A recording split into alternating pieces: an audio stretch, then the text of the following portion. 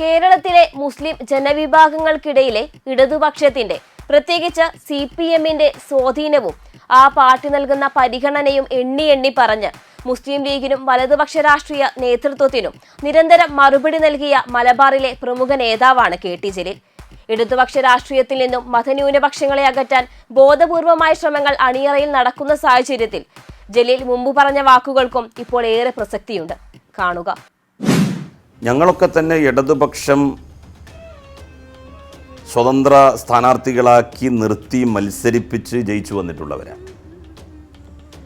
CPIM ആണ് ഞങ്ങളെല്ലാം നിർത്തിയിരിക്കുന്നത്. ഞങ്ങളൊക്കെ തന്നെ CPIM-ൻ്റെ പാർലമെൻ്ററി പാർട്ടിയിൽ അംഗങ്ങളാണ്.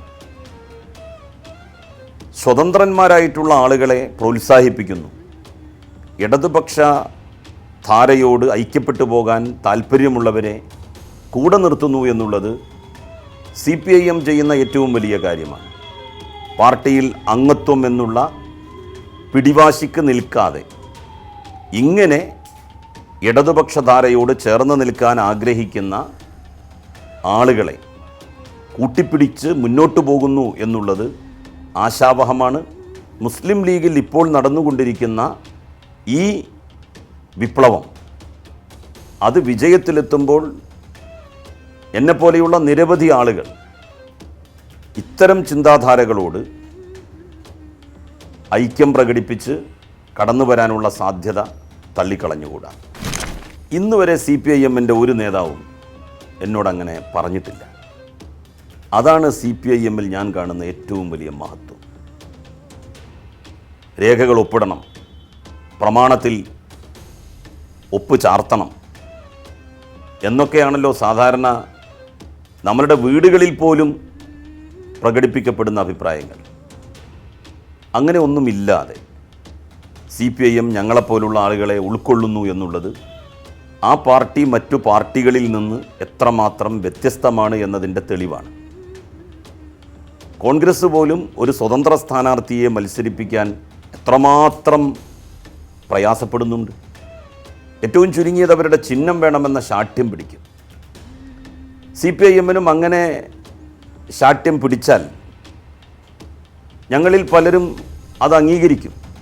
പക്ഷേ അങ്ങനെ ഒരു ശാഠ്യത്തിന് പോകാതെ ഈ 4 സ്ഥാനാർത്ഥികൾക്ക് കിട്ടുന്ന അല്ലെങ്കിൽ സ്വതന്ത്രന്മാർക്ക് ലഭിക്കുന്ന വോട്ട് CPIM-ൻ്റെ പട്ടികയിൽ ചേർക്കപ്പെടുകയില്ല എന്നറിഞ്ഞിട്ടും ഔദ്യോഗികമായി ഞങ്ങൾ അംഗങ്ങളായി ജയിച്ചു വരുന്നവരുടെ എണ്ണം പോലും CPIM-ൻ്റെ ഒഫീഷ്യൽ വെബ്സൈറ്റിൽ, തെരഞ്ഞെടുപ്പ് കമ്മീഷൻ്റെ വെബ്സൈറ്റിൽ എണ്ണപ്പെടുകയില്ല എന്ന് മനസ്സിലാക്കിയിട്ടും അവർ ഞങ്ങളെപ്പോലുള്ള ആളുകളെ പരിഗണിക്കുന്നു എന്നുള്ളത് പ്രശംസനീയമാണ്, മാതൃകാപരമാണ്. മറ്റു രാഷ്ട്രീയ പാർട്ടികൾക്കൊന്നും, വലതുപക്ഷ രാഷ്ട്രീയ പാർട്ടികൾക്കൊന്നും ഇത്തരം ഒരു കാര്യത്തെ സംബന്ധിച്ച് ചിന്തിക്കാൻ പോലും സാധിക്കില്ല. മുസ്ലിം ലീഗിൽ ആളുകൾ അണിനിരക്കുന്നത് എല്ലാ മേഖലയിലും മുസ്ലിം പ്രാതിനിധ്യം ഉറപ്പുവരണം, അത് ഉറപ്പുവരുത്താൻ ലീഗിന് കഴിയും എന്നുള്ള നിഗമനത്തിലാണ്. ആ ഒരു നിഗമനം യാഥാർത്ഥ്യമാക്കാൻ അല്ലെങ്കിൽ ആ ഒരു ഉറപ്പ് പാലിക്കാൻ ഇടതുപക്ഷത്തിന് കഴിഞ്ഞാൽ, CPIM-ന് സാധിച്ചാൽ ലീഗിന് പ്രസക്തിയേ ഉണ്ടാവില്ല.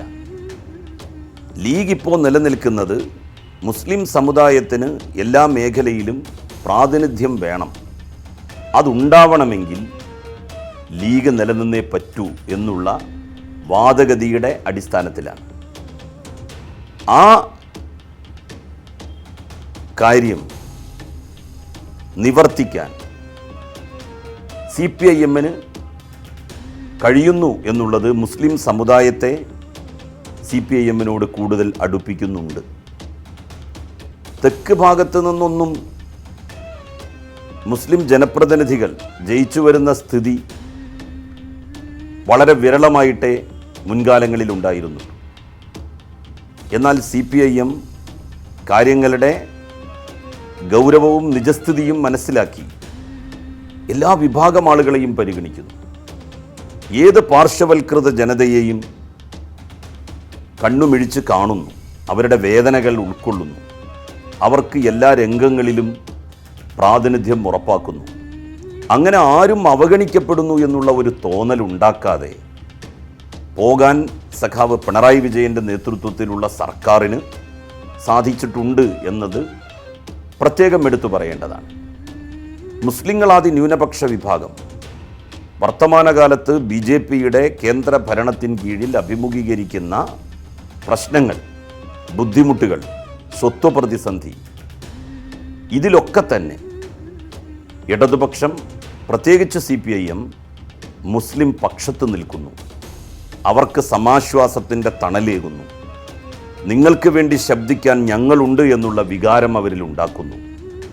നിങ്ങളങ്ങനെ ആട്ടിയോടിക്കപ്പെടുകയോ രാജ്യം വിട്ട് പോകേണ്ടി വരുന്ന സ്ഥിതി ഉണ്ടാവുകയോ ചെയ്യില്ല എന്നുള്ള ഉറപ്പ് അവർക്ക് നൽകുന്നു. ഇതുതന്നെയാണ് മുസ്ലിം ജനത ഏതൊരു പാർട്ടിയിൽ നിന്നും ആഗ്രഹിക്കുന്നത്.